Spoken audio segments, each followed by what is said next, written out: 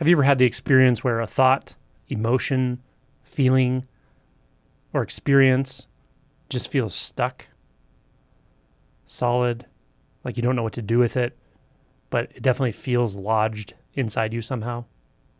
Maybe it feels inaccessible. Maybe it feels opaque.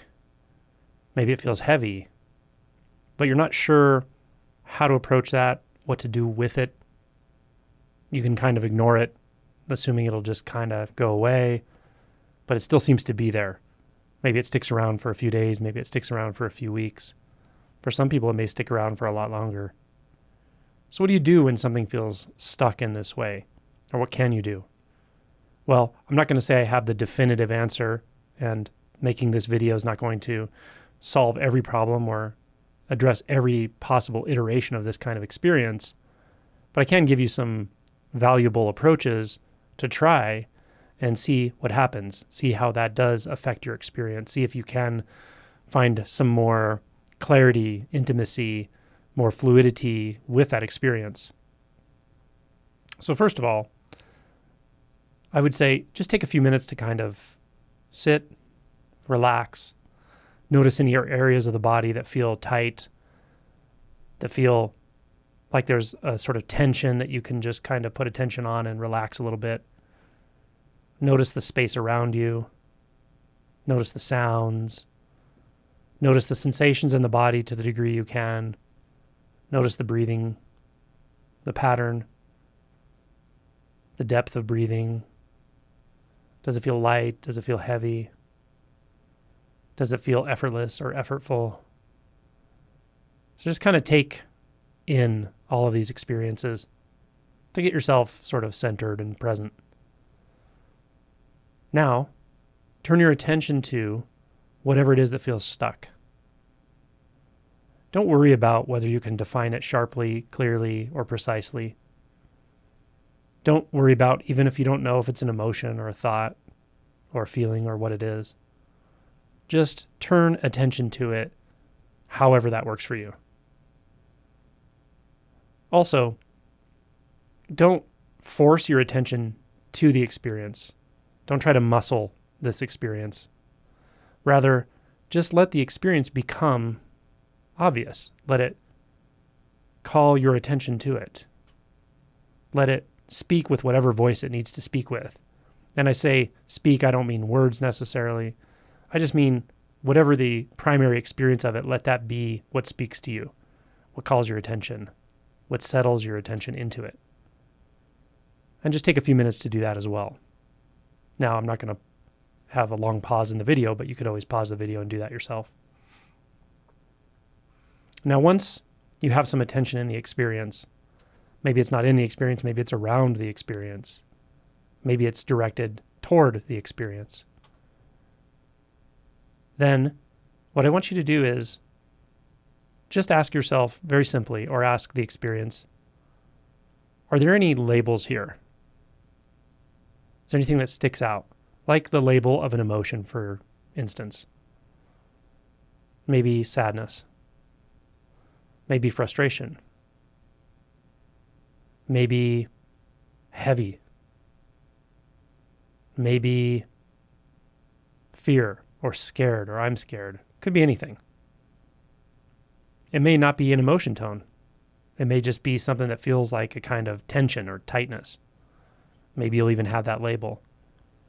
But it's helpful to just ask yourself, are there any labels here, any kind of hooks that could give me a clue as to what's going on?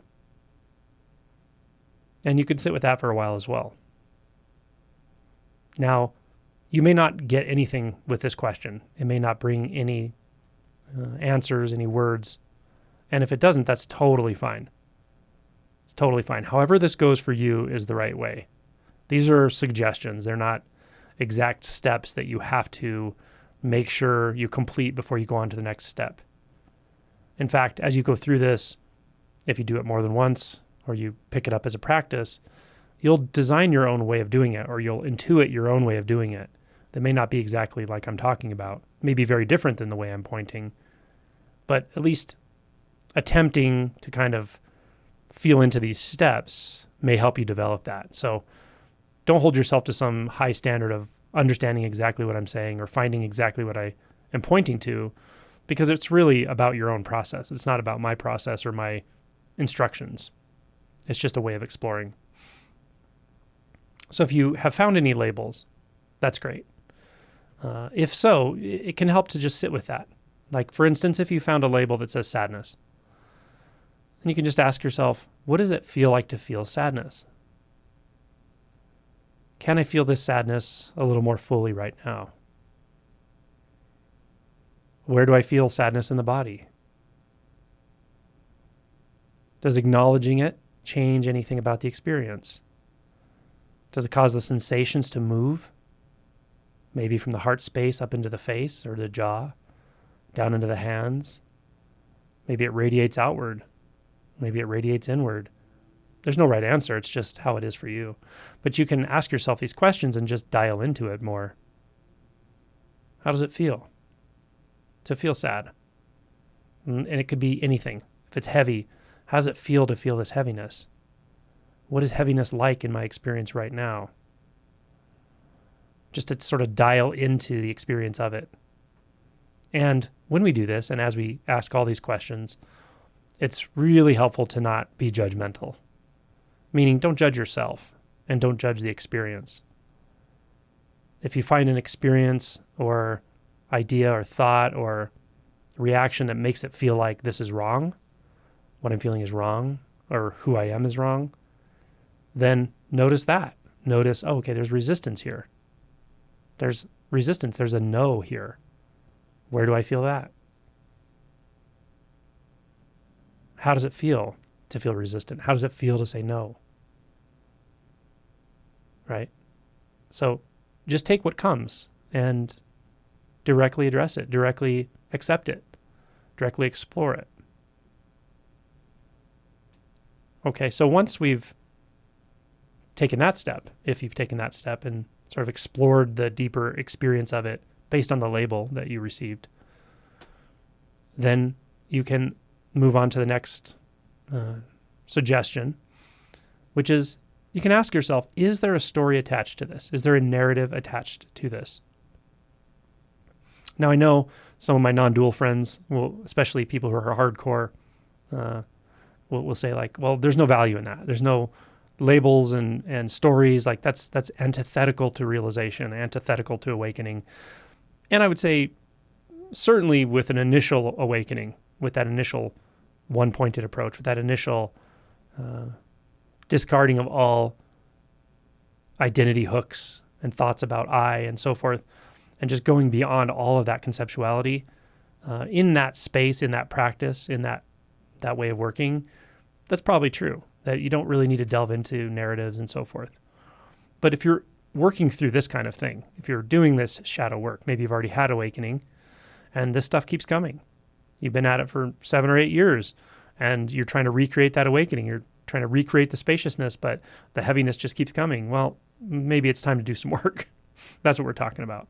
So don't psych yourself out or don't confuse yourself with, oh, well, there's no reason to talk about a narrative. Well, sometimes there is. Sometimes there, could really be something to discover in what's blocking the energetics and the relative. If your energetics and the relative are blocked, which everyone's are for a long time, but if they're blocked significantly, then that direct experience of the absolute that was realized with an awakening or with a shift will feel very much at bay. It will feel remote. It'll feel intermittent at best. That's why we come back and do this work, right? It's one thing to wake up to the transcendent nature of spaciousness. It's another thing altogether to wake up to the emptiness within form, the emptiness within all textures of experience, every emotion, every sensation, every thought. It's a much deeper realization, and that's what we're doing here. So just a bit of an aside, but I wanted to point that out because there are people who are going to sort of think, well, I don't want to go into the narratives. And I'll say that is one reason that you may tell yourself you don't want to go into the narratives, that you've learned that there's no value there, or it's just keeping the seeker alive or keeping the illusory self alive. It's not. Once you've seen through the self, there's nothing to keep alive or not keep alive. You just address what comes, right? But another reason really is that there's just emotional repression. It's a pandemic. There's emotional repression widespread upon the earth in humans. So regardless of the label we put on it, when we don't want to do this kind of work, it's just the tendency of emotional repression. That's what's going on. And all I can say is give it a shot. Try it. See what happens. It will be uncomfortable. Of course it will be. It'll be gritty. It'll be confusing. It'll be disorienting. It'll feel unclear. But that's okay. That's what's there. That's what's been repressed. We need to bring it into consciousness, bring it into experience. It already wants to come into experience, so let's just let it in, yeah? So again, that's an aside, but it's important in this space to talk about this. So the narrative thing, you can just ask the question, is there a significant narrative here around the sadness, around the guilt, around the shame? And you don't have to go, daydreaming, imagining a bunch of stuff and analyzing. That's not what I'm suggesting at all. I'm not suggesting just getting lost in thoughts. I'm just suggesting asking the question and becoming quiet, going directly to the experience for the answer. And something may come. Something old may come. Something from childhood may come. Or even a recent experience, something you're not fully addressing in your life right now. Could be anything. And it may not. It may not at all. And if it does, that's great. If it doesn't, that's great. There's no right or wrong answer to that. But I will tell you, in my experience with myself and my experience with other people, there are times during this process where certain fixations are very much, I don't know how to say it, they need to be worked out in the relative. And if you just keep trying to bypass it, telling yourself there's no one there, trying to meditate yourself into nothingness, it will stick around until you address it. And it will prevent deepening realization often because it's just a distraction. It's an energetic sort of gravitational pull toward that. So if you're called to investigate it, investigate it. And sometimes it will be a specific narrative, a specific something playing out in your life, or that has played out in your life, or played out in your distant past. If it's there, if the narrative's there, just let it kind of tell its story. That's it. Feel into it. Feel the emotions that are associated with it. You'll feel like you're reliving it sometimes. It's okay to relive it. Maybe you didn't fully live it the first time because you weren't in a position to do so, because you were in self-protection mode. You were in survival mode, and maybe you had to be. Maybe that was the right thing to do then, was to bury it, to build an identity, to build a survivor, right? But now you're in a space where you can directly feel something you didn't fully directly feel before. That's all this is. It will feel raw. It will feel like a lot of your adult identity, a lot of your spiritual identity will not want to go back there. But it's okay. It's always okay. Just feel it. Just go in with the feel intention. I just want to feel it directly as possible. Again, it doesn't have to be daydreaming or reimagining anything, although some of that may come. The primary experience is an experience of embodiment and sensation. Now, these steps I've laid out already, these can already do a lot for you. I mean, this could be something you take up for months at a time and really get underneath a big fixation that has been plaguing you for years. So understand, I don't expect miracles in 10 minutes of listening to a video. You may have shifts, but you got to put this into practice if it feels relevant to you. If it doesn't, that's fine too. Okay, another thing you can do. Now, maybe all those questions you've asked haven't really delivered anything.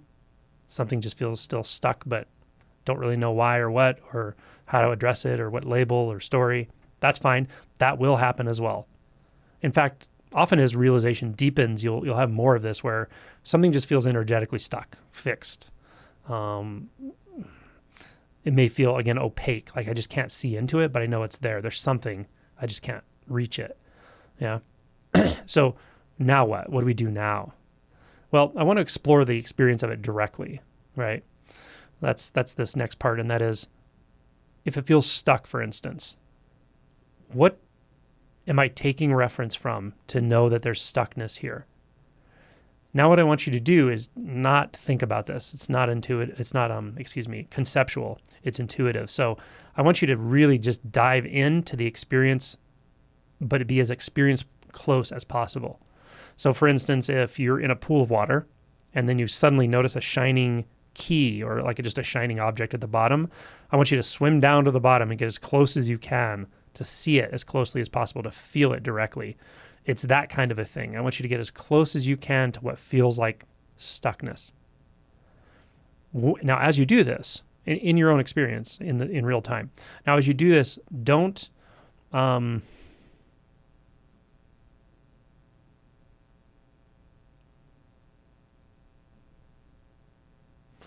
be careful not to judge yourself, because it may not be as easy as I'm describing. It may be, but it may not be for a while. You may feel like even though you're trying to do that, something's pushing you back, holding you back. You're just getting stuck in the mind. It feels very polar, like the more you sort of reach for it, the farther it gets, or something's holding you back. Like you may have these kinds of experiences as well. If you do, then investigate those in the same way. If it feels like I can't get to it, there's something holding me back, there's something pulling me into the sense of subject, the sense of me, the sense of the being in the head. Okay, great. Look at that now. Get as close as you can to that in the same way, like the shining object at the bottom of the pool or whatever. Go right to it. What is it? How do I know? What am I taking reference from that something is holding me back from this experience? Where is that? How is that? How does it feel? Right? And all these explorations can be done with a genuine curiosity, a kind of love and acceptance, and just a willingness to find something new, a new experience, a new sensation, a new kind of openness. But we can't force an agenda on the experience. We can't say it has to go this way. I have to merge with it, and I'm not merging with it, so I'm upset at it. Don't do that. That's what I mean by don't judge yourself. That's the kind of thing, it's like, oh, I'm not merging with it. I'm so frustrated, right? There's still a lot of thought there. If that's what's happening. It's like, wait a minute. I'm trying to merge with something, which is already suggesting there's a me apart from it. But this whole narrative of trying to merge and not being able to, that's all thought. Like, let me go right to the experience. What is the experience of even trying? What's the experience of trying right now? What's the experience of stuck? What's the experience of holding back? Go to these experiences and like fluidly as possible, explore them. Even if you move your attention from the sense of subject, the one who's perceiving the blockage, down to the blockage. Often it will feel like up here to down there kind of thing. Explore that. Where's the stuckness? And if it feels like there's distance from subjectivity or even awareness, some kind of formless awareness to some kind of density, great. Follow it from one to the other. Follow it from the awareness down to the sensation of the density, of the blockage, of the heaviness. And follow it back to the awareness. Did you cross a border? Did you find new territory? If you did, what is the nature of that? A thought? Go back to it. Go back to the sensation. Where is the boundary between the aware, one, or the awareness itself, and the sensation? Can you actually find a boundary? This is the kind of thing you can spend a lot of time with, just sitting once you can approach it from a place of relaxation and genuine curiosity and a kind of meditative experience where you're not pushing and judging yourself, but you're genuinely curious, right? Now, this portion, in comparison to the last portion, this portion you can get stuck in narratives without knowing it. And the narratives are usually about what's happening right now. Like, oh, I get confused in this part, or this always happens when, right? If you start telling yourself a story, like if you're storytelling, notice it. Notice, okay, that's a thought. That's thought for sure. Let me go back to the experience of stuckness. Find it. And no, it's not a failure to get pulled back into thought for a moment, or even longer than a moment. It's just part of the process. It's going to happen. But just keep returning back to the experience, the sensation, the stuckness, and ask yourself, what am I actually experiencing here? What am I referencing when I feel the stuckness? What am I referencing when I feel the one who's frustrated by the stuckness? Where do I find that? Are those two? Are they separate? Are they in separate spaces? Are they apart? Right? I'm asking these questions quickly, but you can go very slow with this. Really, really feel through it. So those are the two main approaches that I want to lay out in this video. The first set of questions that have to do with labels, even narratives perhaps. And then the second is looking directly at the mechanism, which is a much more direct feeling and energetic experience. Both of those can be valuable. One's not better than the other. And they definitely support one another. They can be synergistic. So try both. See how it works for you, and let me know. And really, again, the overall key with this is non-judgmental, genuine curiosity, exploring directly, and going wherever it takes you. That's the thing. Is like if it goes into the mind, you're in the mind. That's okay. Notice it. Notice the thoughts. Notice the narratives. If it goes deeper into the body, go into the body. Go where you need to go. Go how you need to go. That's the key. Trust yourself. Trust your own intuition. And the more you do this, the more you will trust your own intuition. For sure. So, yeah, give it a shot and let me know how it goes.